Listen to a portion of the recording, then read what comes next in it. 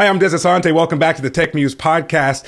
Today on the show, we have the privilege of chatting with somebody who actually I haven't known of for very, very long, but I'm happy to have been acquainted with recently. His name is Budi Voogt, and he is from the Netherlands. He is the owner of a record label called Heroic. He's the man who wrote the book on SoundCloud called the SoundCloud Bible. He runs a number of educational opportunities as well, the Music Marketing Academy, which you can find at budivoogt.com. Budi, how you doing, my friend?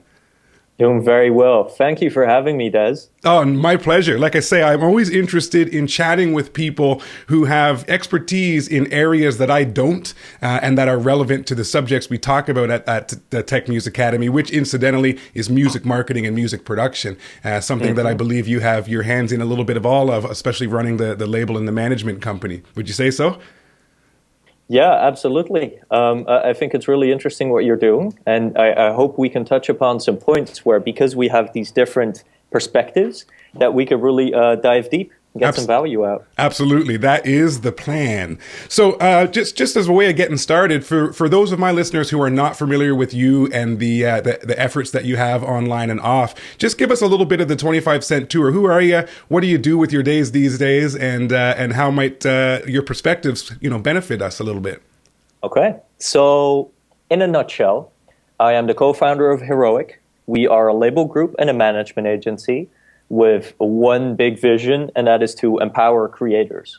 And so what that means is our company works a little bit like an incubator for artists. The record label kickstarts artists typically when they're quite small, and we give them exposure. And what we do is we really leverage digital, right? So instead of the old school way of putting in a lot of money and trying to push it to radio, what we rather do is we use blogs, YouTube channels, SoundCloud to get them traction. And then the best of them, we upstream to our management agency, where we represent them for management and try build careers. And so most notably, one of our artists is San Holo, who, since we started working with him in September 2014, has now grown to over 260,000 SoundCloud followers. In the past year, we've done Tomorrowland, Ultra, Miami, Coachella last month, actually. Nice. Which has been humbling and an amazing ride, to say the least. And then beyond that, I basically teach what we practice on my blog. I wrote a book about SoundCloud and recently launched a course, the Music Marketing Academy. Very good. So you're not bored then, I take it. You're a busy man.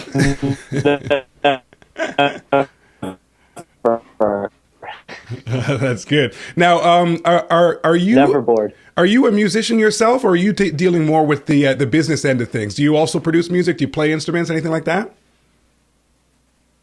Definitely just the business side. That's my big dichotomy. Everyone's always like, "Hey, do you produce? Do you make music?" And I don't aspire to be. I think I have an ear for hearing what's good and what has potential. But I'm not an artist, not in that sense, at least. Okay, and it's not something you've dabbled in the past or have aspirations for in the future. You really prefer to work with artists and help push their careers along. Would you say that's correct? Absolutely. I used to sing in childhood. Was the singer of a punk band. Okay. I'm very happy there's no footage of this online. But yeah, I would say I'm very naturally inclined to building systems and strategy and very analytical. But at the same time, I much prefer being around creative people, because I wouldn't say I'm not creative. I'm just creative in a very different way. So when you pair that up with people who are not per se very structured, but very fluid and creative, I think that is a foundation to make very interesting things happen. And maybe that's why I've navigated to the music industry.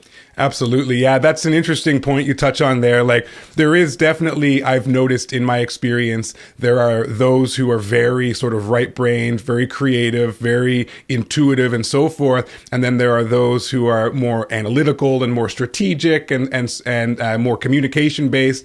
And then, of course, there are a few that sort of straddle the line both ways. And it's kind of what the whole premise behind the Tech Muse Academy is. In fact, the name Tech Muse came to me based on essentially that. The tech stands for both technology and technique. And then the muse is like musing, the creative muse, as well as, of course, music, right?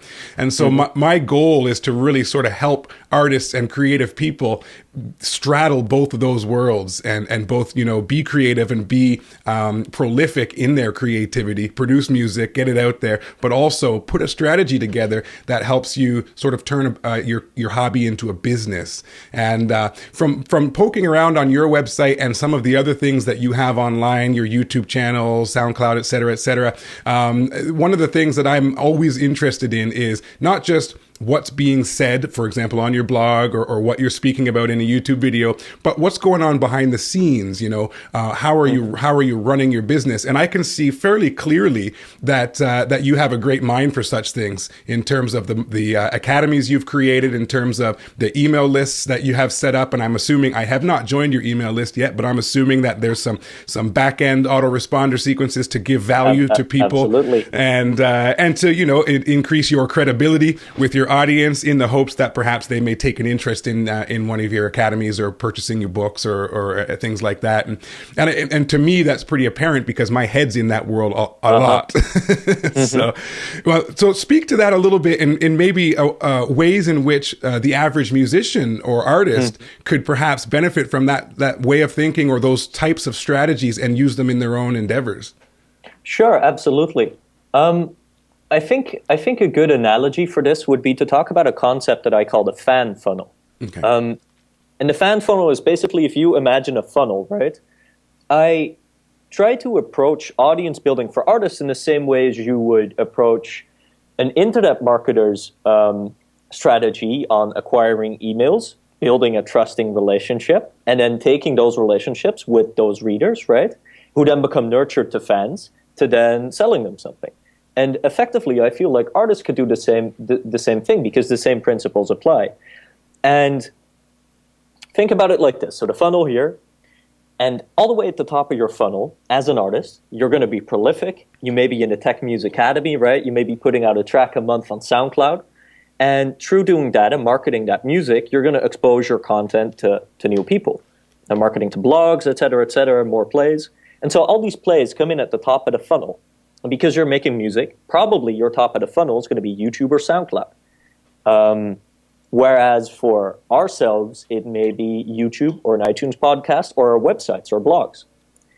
And so in doing that, people can be convinced, if the music's good enough and the branding's good enough, that you have potential. And so they may follow you on SoundCloud or like you on Facebook to indicate that they are giving you permission to market to them in the future, right?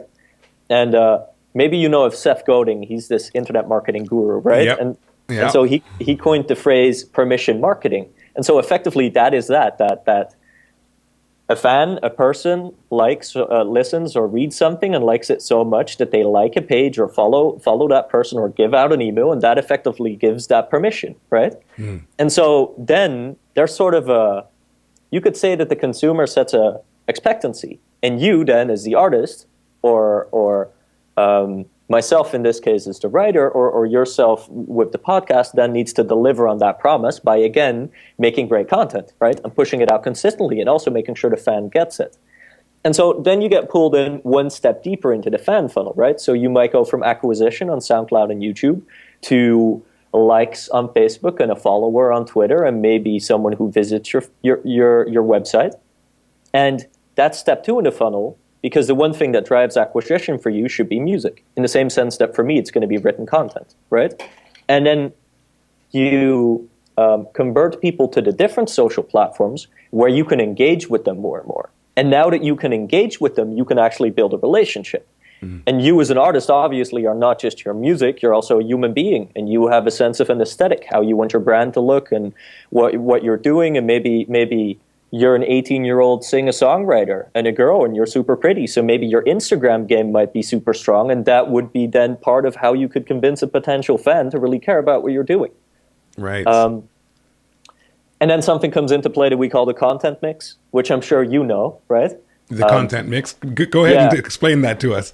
Well, okay, so a lot of artists are typically like, okay, when we say you got to post a lot on Facebook and Twitter, right? The artists, especially if they're in the studio making music all the time, they're like, okay, but I sort of make music in the studio all the time. That's not so interesting, right? And then the content mix would be you got to figure out different things that you could do to engage your audience. You might shoot a video you're in the studio producing. You might take a selfie now. You might talk about a political subject that interests you. You might share some aesthetics, some merchandise, some new clothing that you like, because all of that is sort of a proliferation of your brand. Right. And then, of course, you need to curate that so that it's relevant to your fans, but that's how you keep them interesting. Yes. And sorry for ranting, by the way.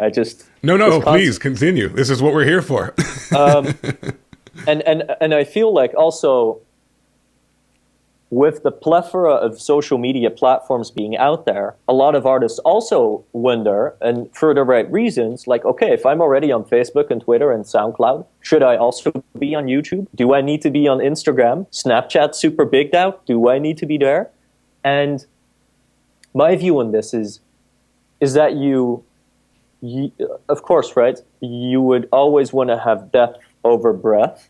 And I feel that you should only endeavor in getting on a new social platform if you can curate content there that's different than the content on a different social media platform. Right. If your Twitter is the Twitter equivalent of your Facebook feed, then there's no incentive for someone to follow you on both. Right. But for example, Instagram lends itself very nicely to giving people a peek in your life. And then Snapchat maybe even more so, with less of a filter, more personal. And Son Holo, for example, is really good at that, right? His Snapchat game is so strong because he's raw. People build that relationship with him through that platform very quickly. But Facebook is much more curated for him, and it's like much more. It's like we post once a week, maybe, and it's like an announcement of something, like new release, new show. Coachella was great. Whereas the Snapchat is every day a new story, at least 2-3 minutes, always. Right. And that's why it's interesting for a fan to follow him in both places. And then you're almost at the bottom of the fan funnel, right? And then if people are confronted with you all the time, then they start to care. And from caring, you can sell them merchandise, get them to come to your shows, get them to support your new releases, tell their friends. You know all about it, I think. Totally. Yeah. It's good to hear you say these things. It's kind of refreshing because it's the exact same thing that I've been trying to teach to my audience as well. I also have a course called the Artist Promotion Blueprint that sounds like it's along the same lines. It's interesting too, because I get people who occasionally will say, oh, you interviewed this fellow on your show, but don't you think that he's a competitor? And no, I don't. I don't believe in competition. I believe there's all kinds of people out there who like to learn about the things that in the way in which that one speaks and presents. And so there are going to be people who resonate with the things you're saying and the way in which you say them that are going to resonate with you more than they do me, and vice versa. And that's great. The internet's a big place. So I just wanted to clear the air with that because I don't believe in competition. I think we're all here to share and learn and from one another. And I think you're doing a great job. And hopefully my audience believes I am as well. They're still paying attention. So that's an indicator. I think it's really interesting you raise that point, because I also feel like competition is sort of a choice. Like, we could choose to compete, but at the same time, I think there's way many artists out there, and they could definitely benefit. And even my audience obviously could also benefit from your knowledge. And status quo, bottom line, there's much more value to be given if we collaborate, right? And if our audiences get value from what we both have to say, then there is if you sort of shelter that off. And I feel a lot of artists, we could actually bring this into the artist realm for a second, where, and I'm sure you've heard this, that people ask you, hey, I'm afraid to put my track up on the internet because I think people might steal it, right? Whilst they have 10 followers are going to get 20 plays, and they don't realize that no one cares, right?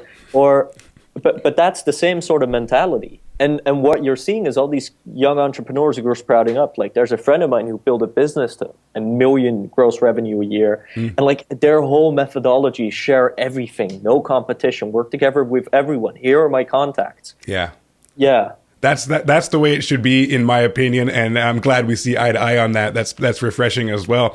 Now, going back to your fan funnel strategy, there's the way I like to explain it is very, very, very similar. There's only one piece that I didn't hear you speak about that I was curious to ask you about, and that is the email list. What, in your opinion, is the value of collecting that email address? On a scale of 1 to 10, how important is it, and what are some ways that once you have that email address, we can actually get further results in relationship building and so forth with our fans?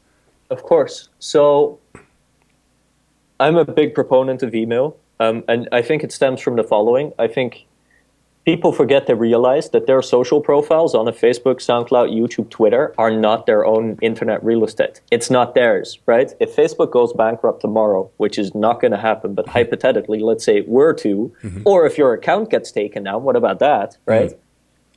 Then you may have built a career on spending 3 years getting 100,000 Facebook likes, and that might be gone tomorrow because you don't own it. Yeah. And so I feel like social media is very important because there's a lot of platform benefits, right? Your website is only as strong as the amount of visitors it gets. But on Facebook and SoundCloud and yada, yada, you can benefit, obviously, from the amount of users that are there. And if you know how to game and use the platforms properly, then you can potentially reach them. But I feel that's top of the funnel. And you drag them in. And then, obviously, what do you control? An email list is fully yours. You're building an email list as well, and my artists are as well, and me personally too, so that I know if all the social media were to fade, we could all maneuver a whole army of people to do specific things because you built a relationship. Yes. And I feel that probably for the past maybe 25 years now, email's been just a constant, in business and life for everyone. And I think text messages also are still quite valuable. And recently what you've seen sprouting as well, and I actually implemented this on my site yesterday, are push notifications. You can now put things such as push crew on your website, where instead of asking for an email address, you might ask people to say, hey, you want to get notification from this site? And then you can push things straight into someone's desktop or mobile browser. Very powerful. Now, is that a plugin or an app that you're using for that? Yeah. So all these notifications, right? Like on your phone, you might get a Facebook message, and if you have your push notifications turned on, that's going to get pushed to your locked screen. Yep. Yeah. So this does that effectively, but then for browsers. So for Chrome or Safari or Firefox, and for desktop and mobile. And I feel this is very interesting because what I was going to say on email was, I feel like in comparison to the social media, email is relatively uncompeted for real estate, right? Obviously, everyone gets a lot of email, but then it's much more personal, much more direct because everyone checks their inbox, whereas a Facebook feed, I literally run a script to kill my Facebook feed because it's too much. Yeah. It is just too much. Whereas email is more curated. But then these push notifications, as an example, are completely untapped real estate right now. So the tool I was using, it's called sendpost.com. I'm not affiliated, obviously. Sendpost? Sendpulse. Pulse. Yes. And then another one I know of is called Push Crew, is also very good. And it actually allows you to run automation sequences. So you could have someone go to your site, get the pop-up, you want to get push notifications, you click OK, right? And then you can run an automation and send them to your Get Started page and send them to your YouTube playlist and send them to your SoundCloud accounts and interesting. Different way. That is something I'll investigate myself. That's very fascinating. So we agree the email list is important, and I think you touched on a couple of good points. One is that the level of competition in the inbox, unless you're like me and you have 16 email accounts all attached to my iPhone, and I get lots and lots and lots of emails. So managing my email is actually a good part of what I do in my career, But you're right. It is typically a more personal space. How do you feel about? Most people know that brands and businesses can personalize the email, so they'll put, "Hey, Budi," and blah blah blah blah blah blah blah. There's the rest of the marketing message, right? How do you feel about that personally? Do you think people appreciate it, whether consciously or unconsciously, or do you think the majority of people think it's cheesy or spammy? I think there's a very big trend. And I think this comes back to the same reason why Snapchat is succeeding. I think with the increasing complexities of all this tech stuff and social and platforms, people are more and more drawn to the real and the raw. So I do not think it is cheesy to fill in, hey Budi, right? Or hey Peter with a merge tag. I don't think that's cheesy. I think that is rather an indicator that you did your research or set your automation up right. Everyone knows by now it's automation, right? Right. No one lives under a stone. But what's interesting to me more so is that, for example, beautifully templated emails, or a lot of artists will send like a press kit in a MailChimp automation. Like I get 12 of those every day and they go straight into the trash bin. And I actually manage to put them in the trash bin or click unsubscribe without absorbing a single piece of information from those emails. Whereas the plain text emails that just look like someone just wrote one, or even the ones that are automated that look like someone just wrote one, they're going to get your attention because they're most likely to be real. And I think drawing this back to Snapchat, I think Snapchat succeeds because everyone's sick and tired of the filters and the curated and the pretending to be what you're not. It's just real. There's no follower counts on Snapchat. It's just raw. Yeah, absolutely. 100% agree with you. I've just started exploring Snapchat myself a little bit. I don't know if you're familiar with Pat Flynn from Smart Passive Income. Well, he had Gary Vaynerchuk on his show, his last episode, and they were talking a lot about Snapchat. And it kind of tweaked my interest. I played with it a little bit when it first came out and didn't really get into it, didn't really have develop a network or anything. But now that it's caught on so well, I thought, hey, it's worth taking a peek at and seeing if there are some ways in which I could interact with my audience in that platform as well.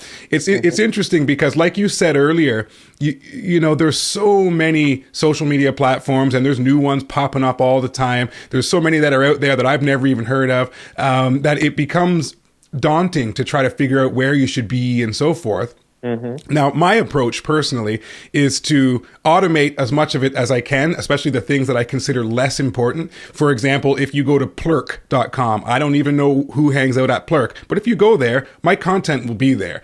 But I don't spend any time there. That's completely automated. And I have a whole bunch of places online where I treat that way. They're not that important to me, but I still want to show up there if I can and if it takes no effort.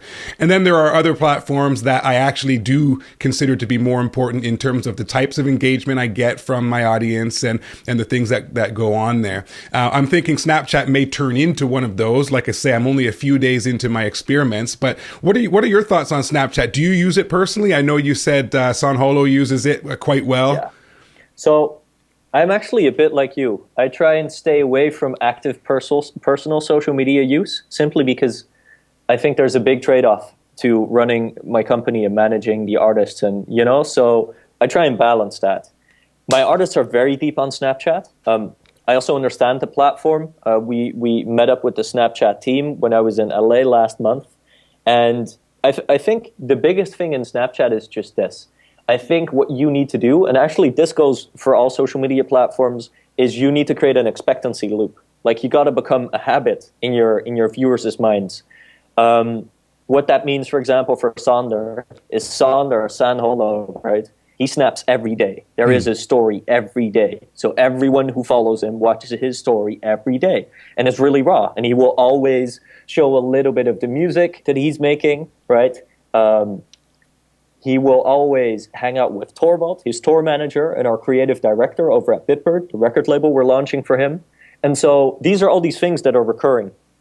And sometimes they're like some thematics and little jokes that they have, as friends in between that come back on the Snapchat. Right. And people actually are so engaged with that when we were on tour last month, there's actually people that know Torvald, like the tour manager's name, from the Snapchat, and actually made him a custom badge that said #1 tour manager of the world, simply because they cared so much through watching the Snapchat. Nice. I think that's a crazy indicator. And the same thing holds true, and this comes back to the daunting question of social media, right? I feel like everyone should use the platforms that best align with their strengths, right? So song, very musical, very raw. And for example, for me, I feel like I lend very well to writing, but also the YouTube series. And I think the podcast is a great example for yourself, right? Right. Yeah. So I think that's what you should focus on. And then also I think it's okay to think about, okay, how relevant is Twitter to me, right? Right. Yeah. And then something I do personally, and what our team does over at Heroic, is I use a tool. It's called Edgar. And Edgar automates my Facebook, my LinkedIn, my Twitter. And it's very different from a buffer because what it allows you to do is to create libraries of content. Okay. Are you familiar with the app? I'm only vaguely familiar with Edgar. I heard the developer on a podcast one day, and I checked it out briefly, but I never did purchase the product or explore it much deeper than that. I think it's killer because it allows you to do this. So you could build a schedule for your social. So for example, I say I want to tweet 4 times a day. I want to post once a day on Facebook, once a day on LinkedIn. And so I scheduled this out beautifully. I tried looking at when my audience was most engaged and planning that out like that. And then what you can do is you can allot those specific points in your schedule. So like Monday, 9 a.m., Monday, 12 p.m., etc., right? And you can allot specific categories of posts that it will then draw from. And what you can do, you can build a library of these categories in which you put posts. And every time something's posted, it takes it from the top of the category, posts it, then puts it at the bottom. So it recycles all the way. Okay. So over the past few months, I've built like this whole library of specific types of content. So I could go on a holiday now and my social media run like indefinitely. Obviously, you want to go in there, remove the old content, add relevant content, etc. And it does only cover Facebook, LinkedIn, Twitter. So, right, it doesn't do an Instagram. It doesn't do a Snapchat. We did find something that could schedule Instagram. It's called what's it called? Instagress. And there's, really? I think there's Instagress. Or wait, that's the automation tool. Schedugram, that's what it's called. That allows you to schedule Instagram, probably even video, if I recall correctly. I'm going to look into that because I was under the impression you couldn't post to Instagram in an automated fashion. I have an app called, I think it's called Boomerang on my phone that will schedule posts, but it's not completely automated. I can create the images, and then it just cues me and says, hey, now's the time to put, and then I have to go and send it via Instagram. So if they've opened up the API and allowed people to automatically post, that's worth knowing about, especially for a guy like me who's an automation nerd. Like, I'm a one-man shop, I'm a solopreneur. So as many things as I can automate or outsource, that just allows the work to get done. Otherwise, it simply wouldn't because I don't have a team. So can I, now that you say this, can I ask you a question, actually? Sure. How do you optimize your email process? In terms of what? Just like, so you receive a lot of email, and I take it you have different inboxes. Yeah, oh yeah. Like, what's your process on making that manageable? Because I think that is everyone's struggle. Yeah. Okay. Well, I'm glad you asked. I use a couple of things. One is a service called Unroll Me. I don't know if you're familiar with it. Unroll.me. And so I do that first and foremost to go through and unsubscribe from stuff that I had subscribed to at one point or another and am no longer interested in. And I can do this in a batch fashion. So it'll scan through my email and it will say, here's a bunch of subscriptions, and I can just choose the ones I want to keep, choose the ones I want to get rid of, and it will unsubscribe me from those altogether. So that's always step one, is cut down the flow that's coming in for starters, right? And then for step two, the same service, it's unroll.me, by the way, for those people who are curious.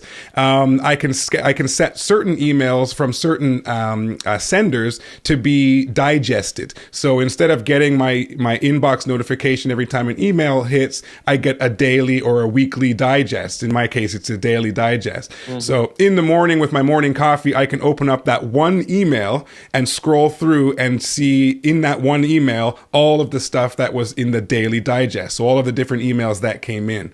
Now, those individual emails themselves are just saved in a folder called Unroll. And so I can always go in and actually open up the actual email if I like. But in most cases, 99 times out of 100, I don't need to. The information I'll need is right there in the digest email. So that alone is has served me very, very well. And then from there, it's just a question of making sure not to be a procrastinator. So when an email does come in that I do need to pay attention to process it, like right there and then if I'm able to, or at my next available opportunity. If I don't do that, then things will slowly start to stack up. I had an interesting thing happen to me a couple of days ago.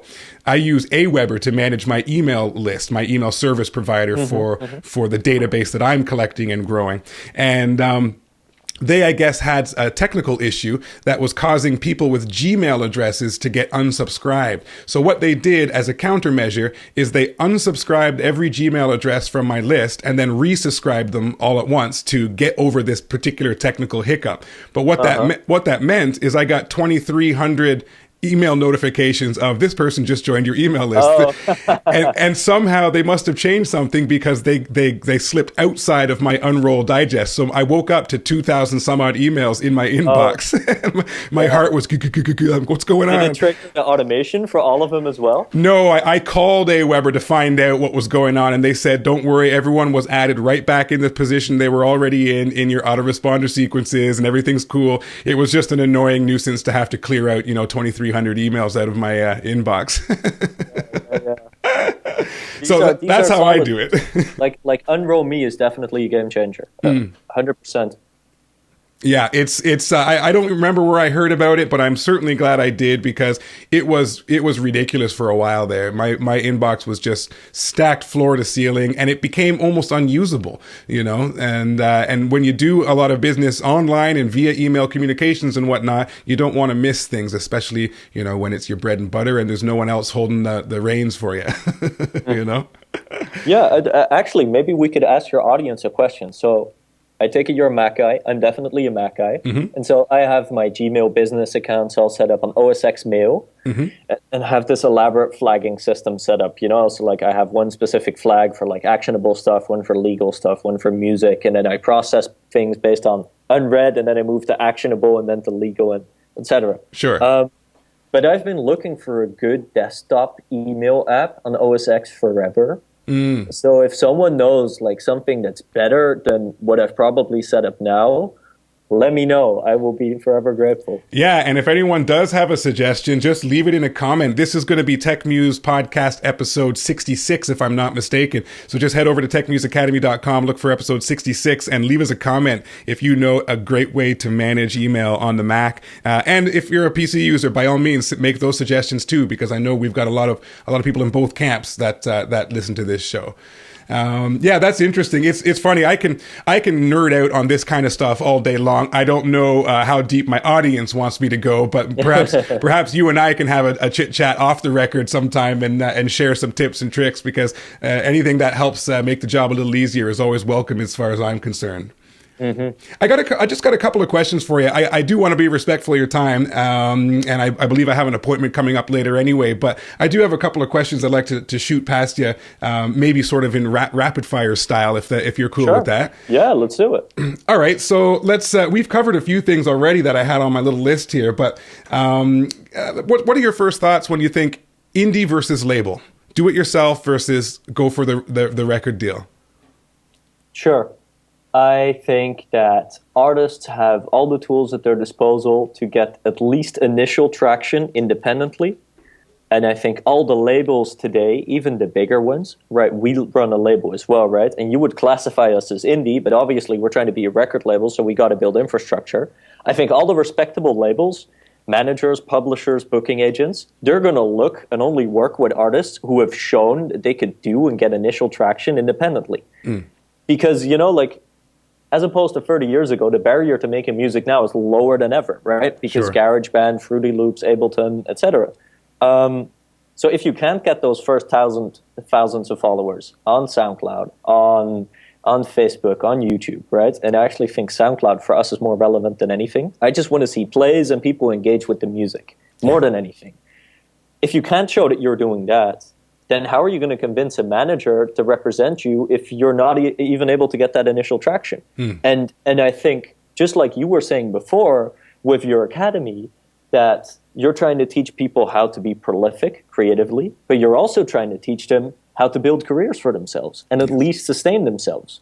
And to be honest, I feel like even if you're a managed artist or on a record label, you're only going to have a shot at succeeding if you're able to do both. And so everyone in that position is going to be filtering for that. And yeah, so those are my thoughts. I think a deal can be good. I think there's a ton of different deals. I think major deals are starting to look more like indie deals, especially in the electronic music industry where we operate. There's a lot of very lenient record deals. If you were to sign with Heroic, you get a 50-50 royalty split. We account to you monthly, right? It's a license deal, no transfer of ownership. So super lenient. Right. Whereas major labels might still be 18% off net royalties where you sign a single with a 3-album option with transfer of copyright, plus they want the back of your publishing rights. I don't know if that's a good idea. Right. And there's multiple reasons for that. One of them is going to be you're not Adele, and unless you have the sales record of Adele, you're not going to get the marketing and staffing allocation that Adele does, right? And so actually, major deals, like major label deals like this, the very restrictive deals, they can still be worth it, but you need to enter into them at the point where you have leverage. Like, for example, G-Eazy, this rapper, you may know him. Mm-hmm. Yeah, so G-Eazy put out a ton of stuff independently, fully independent, dope manager, and then they had this one track, Me, Myself, and I, and it went like Billboard top 3, I think, right? Yeah. And I think either with that record or just before that record, they signed a major label distribution deal. So not a total major deal, but just a distribution deal, right? So they could at least get the marketing resources, etc.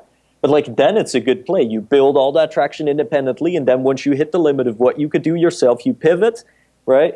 Then you do the major label deal, and then you get the marketing resources of the major involved. But that is only for the 0.0001%. Yeah.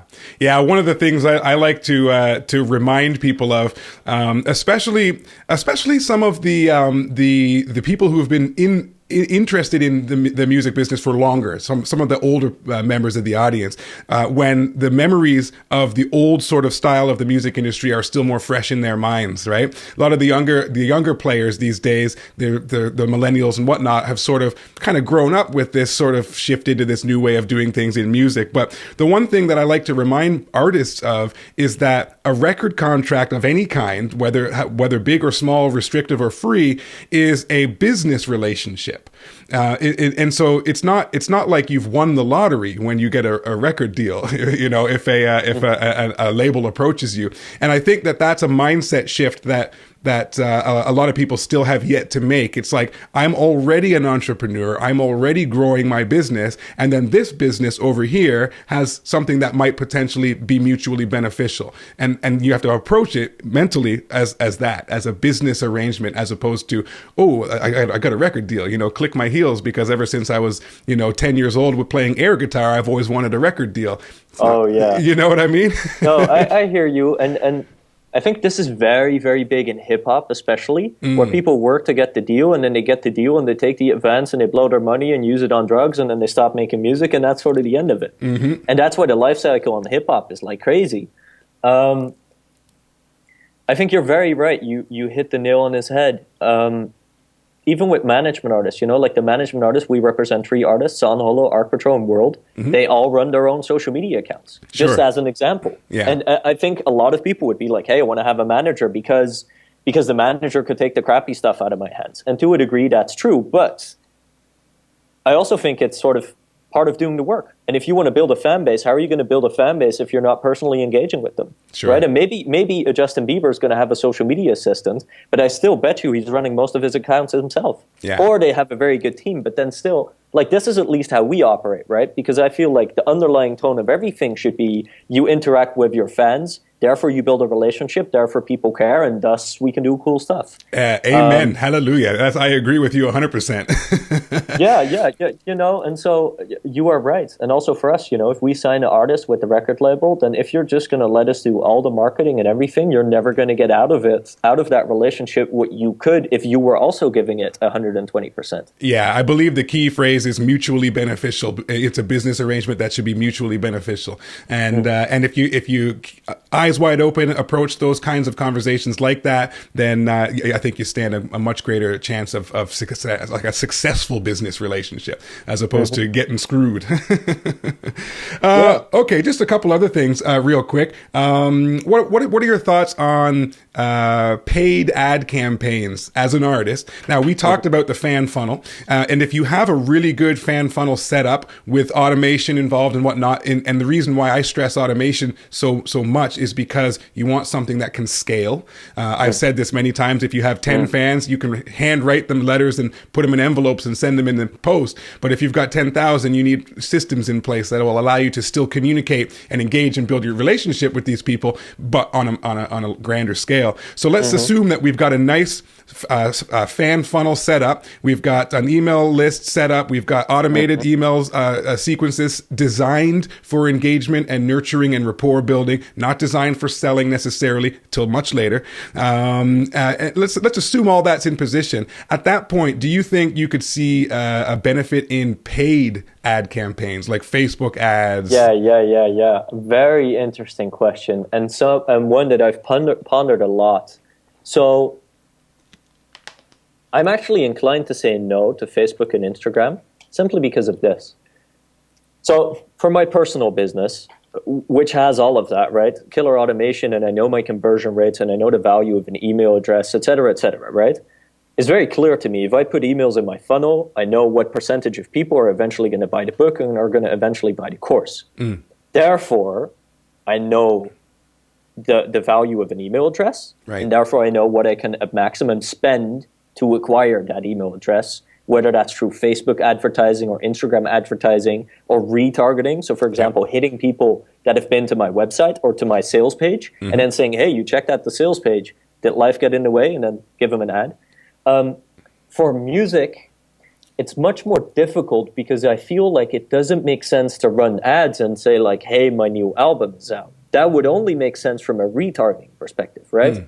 So, and what I mean with that is, if you have 100,000 followers on your Facebook page and maybe 10,000 visitors a month to your website, then you might put a pixel on that website, right? And you might go into Facebook and then set up a retargeting campaign to an audience that is solely your page's fans and solely people who visited your website. Yes. Right? But those people are only going to convert to you saying, my new album's out, buy it now, right? They're only going to convert because they're already aware of you and your music and what you're doing because they've had those first touches. What I don't think is effective is to take an audience of people who like similar music, right? And then run ads against them to try and acquire people to buy your album. I don't think it works that way. So, and that's actually what makes music very difficult because that makes it inherently more difficult to control the amount of scale. For example, I want to grow my email list, make more money. It's very simple. I spend more in advertising. And there's a bunch of organic ways to do it, right? Write blog posts, do the type of interviews we're doing, right? But essentially, like the more money you have, you just buy more leads. Leads come in, funnel does this thing, and money and fans come out, right? Yeah. Although there are a few types of campaigns that are paid that are not Facebook and Instagram that I feel make sense. For example, a friend of mine, Alex, works at a company called Wavo. And Wavo they have like this division, it's called Wavo Boost. And I'm sure we can link this up after this call. And what they've done is very interesting is they have reached out to the majority of music blogs on the internet. And obviously music blogs, right, the founders and the writers are going to want to make a living from doing it. And very few actually are, because the only way for them to make money is by running ads. And back in the day, that used to be the banner ads. But by now, everyone has such a finely tuned bullshit filter that we don't care. We don't click. No one looks. You know what I mean? I know. And so what they've done is they've really, really narrowed down and really nailed the native advertising on music blogs. And so when I say native advertising, basically native is, you know how you would have the Indians be the natives of North America, right? Like native advertising would thus be advertising that looks like it's the content that's originally intended to be on that medium. Yeah. And what Wavo's done is on Hype Machine even, or Dancing Astronaut, or any other big blog, is there'll be a video player at like the bottom of an article or something, and it looks just like it's supposed to be there, but then there's actually music videos. And so you can go to Wavo, and I'm not sure what the cost per 1,000 impressions is, like the CPM, but I think it's sort of affordable. So if you throw enough money at it, you could get a music video to go to 100,000 plays. Right. And then those plays are going to be sort of relevant because they're going to be sourced from music blogs. Right. But then still, if you're spending money on paid advertising, you always need to be conscientious about your return. Yes. And so, number one, how are you going to calculate your return? Because what does that mean, 100,000 fans? Like, what if that's 100,000 fans who don't care and thought it was crap? Yeah. Because they don't like that type of music. And so then you need to think about what are you going to do with that video? And so the reason why I think paid is difficult with music is because I feel that most of the monetization mechanisms are very indirect. For example, the majority of our revenue is tracks that chart and go viral on Spotify, or artists that are on tour. And so a way I would indirectly leverage plays would be this. Son Holo, go back, let's say a year, 30,000 followers on SoundCloud. We had a track with like over 1 million plays. Right now he has like a track on YouTube with more than 100 million plays. And so that asset by itself is not so valuable to us in the sense that asset, we don't derive money from that. But what I can do is I could leverage it into something else that we could make money off. Right. So then Son Holo had 30,000 followers with that one track. And then we were looking for booking agents in America, right? And I go to LA and I talk to all these people and feel them out and have them come up with proposals. And so I leveraged that asset to get assigned to one of the biggest bass music agencies in the world, to the actual co-founder of that agency. Right. And so the return on getting that track, all that marketing effort, all the time and effort is like way down the line. That's like us playing Coachella a year later, right? So that's why I think music is very difficult. And that's also, that has a very positive upside. The very positive upside is once you get to traction, right? Once you get to that point where you start reaching the top 10%, the top 9, 8, 7, 6, to Justin Bieber level, right? Number 1% at the top, right? I feel like you have to screw up pretty badly not to stay in the top because it's so hard to get there. Right. And I feel there's a lot of inertia at the bottom. But that does mean if you leverage digital and you get that traction, that's what you use to find a manager, find a booking agent, find a good independent record label that will work with you. And then you could set up your automation on the back end. You could sell some shirts. You could maybe, whilst you do this really independent thing, maybe you could sell your stuff on Bandcamp. Yeah. You should definitely distribute it, right? So go to TuneCore, Root Note, CD Baby, whatever. Get it up on Spotify, iTunes, Apple Music, where obviously Spotify and Apple Music are going to be the big revenue drivers. But so that's how I feel about that. Interesting.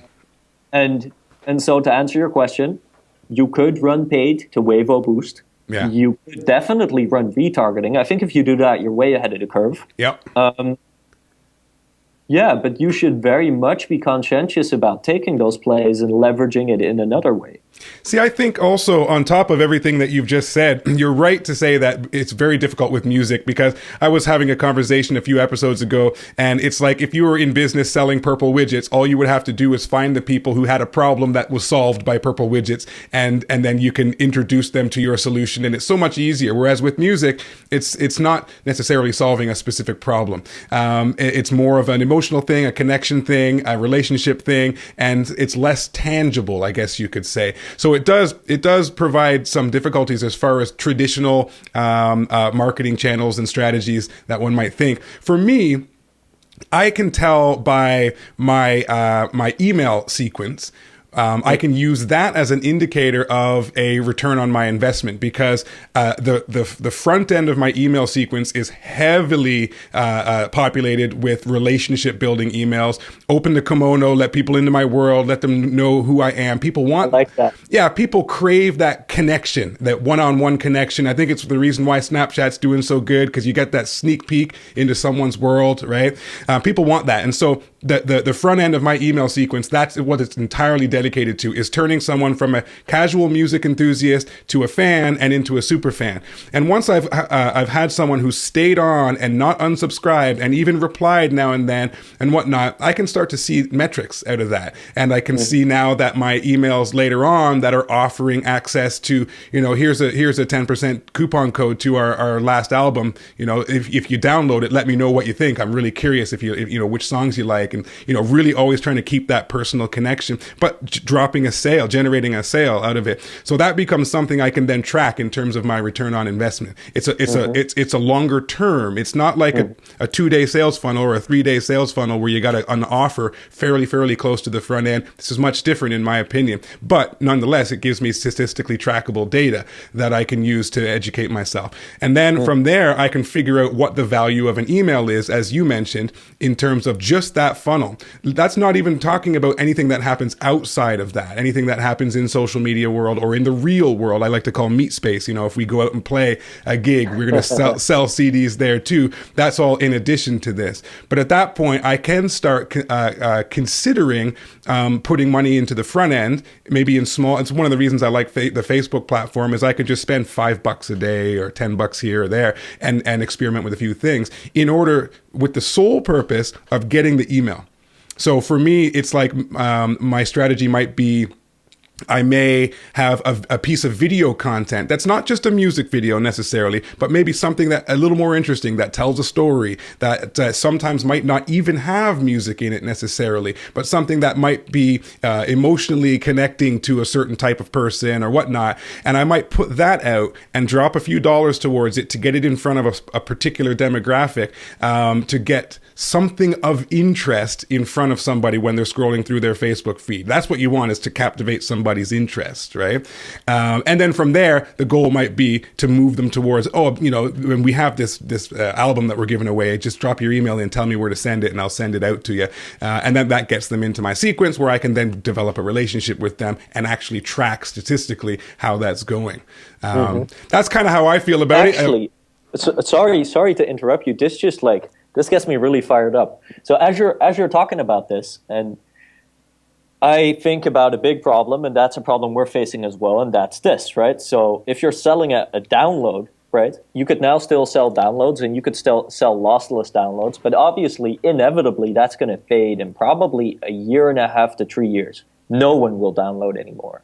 So we all need to be ready for that change. And then obviously everyone's going to maneuver to their platform where they're most comfortably streaming music. Yes. So that's going to be either Spotify, Apple Music, maybe SoundCloud for the younger demo. But if they're streaming, then it's very hard for us to get the fan to convert directly to us, because you're not saying, hey, you could get a download of the album, right? Instead, that money goes to that Apple Music or Spotify subscription. Sure. And so I think about it a lot into, okay, how can we make sure that our automation funnels, right, and the whole way we structured our businesses then still are able to provide unique value to the fan, right, while still having a mechanism in place that allows us to take their money for something that is of value, right? And if we can't give them a download, because why would they want a download if they're already paying for a Spotify subscription, right? And then obviously we're advising everyone to distribute their music. So it's, that's kind of double. I'm thinking this, now that you're saying this, is, so you could pull people into your email sequence right now by giving away a download. That could be a free track, whatever, right? In the same sense that you're probably going to give me your email address by going to my website, and then I'll say, here's a free PR template, or further YouTube channels to reach out to, or whatever. Now that might be a download. Maybe 2 years from now, you might allow a 30-second stream for a track to be available, and if they want to have the full track, then they give you your email or something like that. And then maybe down in your funnel, instead of asking people to buy your album, you might say, subscribe to my Patreon. where Yes. what you're giving away is not the download, but instead exclusive content and like raw stuff that's really real. Yes. Yeah, so I just get thinking about that if you say that. It's interesting you mentioned Patreon, because I think that Patreon is a very, very cool thing. And it's the way I like to think of it is, when it comes to music, unlike other businesses that have other products and services, really instead of for me anyway, my primary goal is not making sales. My primary goal is developing fans, is developing super fans. Because if you have super fans, then money will follow. That's the type of person who will buy your next release when it comes out, who will come to your gig when you're in their town, who will buy a t-shirt when they're there, and et cetera, because they've gone way past being interested in that song you wrote, and they're now interested in you as a person. They're a fan, right? And so for me, that is the goal of all of my marketing sequences and whatnot, is to build the super fan, is to nurture my fans. And then from there, once I've got a little bit of that relationship achieved, it's just simply making sure that there are always opportunities available for that fan to support you. Patreon being one of them. That's an opportunity for them to tip you basically on content that you're already putting out. And yes, patrons will get some exclusive stuff as well. That would be patrons only. So there's an incentive there as well. Something like, we've had it already. I play music with my girlfriend, Carol. We just call ourselves Des and Carol. And we've had it already now where people have gotten a download of our entire album and then went back later and purchased it because they just wanted to support. And So to me, my sales funnel, my fan funnel, that's its mission. That's its goal, is to drop super fans out the other end, and then to provide opportunities for people to support. Patreon being one of them, digital downloads being another, coming to live events, of course, being another, any kind of physical merchandise purchased, whether on e-commerce or in person, these kinds of things, as well as VIP membership clubs. So you could have like a membership site on your website where people pay $4 or $5 a month, and they get all kinds of cool exclusive content that's just for the VIP super fans. Any type of continuity payments are always welcome, as I'm sure you know, which is why I like Patreon, because it's a continuous thing. People can cancel it whenever they want to, but if they're still wanting to support, then these can be ways that your income and revenue will begin to snowball with continuity. So I like the whole fan club thing. I like the Patreon thing, but these are all just simply opportunities for people to support me as an artist. And I make those available, and then I focus all of my effort on building a relationship. Absolutely. And and also one thing I would like to just add to this, I think this is an amazing foundation that every artist should have. And I also feel like you should be on the lookout for the bigger wins that you could get from like taking an asset that is getting traction and then leveraging that. Like the biggest win is probably going to be found by going on support with a really big act in your niche type of music, and right. To do that, you're going to need to have a booking agent with leverage. And for that booking agent with leverage to be interested in you, you're going to need to have a track with 100,000 followers. Sure. And for you to have a track with 100,000 followers, you need to make killer music and market it well. And like that are the killer wins, because you may have the funnel in place, but then again, that will never get you to Coachella. And so then that depends on what are your ambitions, right? Because I think there's a lot of people who want to make amazing music and make a living from it. And I think there's some people also who want to be stars, right? And obviously, percentually, that's not possible for everyone, but it's a different game also. Totally. So you need to be conscientious about, okay, if I want to do this, you got to be doing that whole game as well. Yeah, absolutely. Yeah. That's this. I've enjoyed this conversation, Budi. I really appreciate it. I'm glad we had an opportunity to connect. I do have to cut you loose because I have another appointment coming up. I could go on for hours on these subjects, and perhaps we can do this again sometime if you're open to it. Definitely open. Before we wrap it up, where's the best place for people to get a hold of you if they want to see what you're up to, or maybe reach out and engage with you socially? Sure, absolutely. So people can visit my website, budivoogt.com. Everything's there, the book, the course. I've also started a video series called Budi's Thoughts, which is on YouTube, if you prefer video content. And the label's Heroic Recordings. Very good. Thank you once again, my friend. I really appreciate it. And I'm hoping we can stay in touch. And like I say, perhaps do this again. Definitely. Maybe we could talk some email productivity. Absolutely. I could use it a little more myself. I appreciate it. And take care, my friend.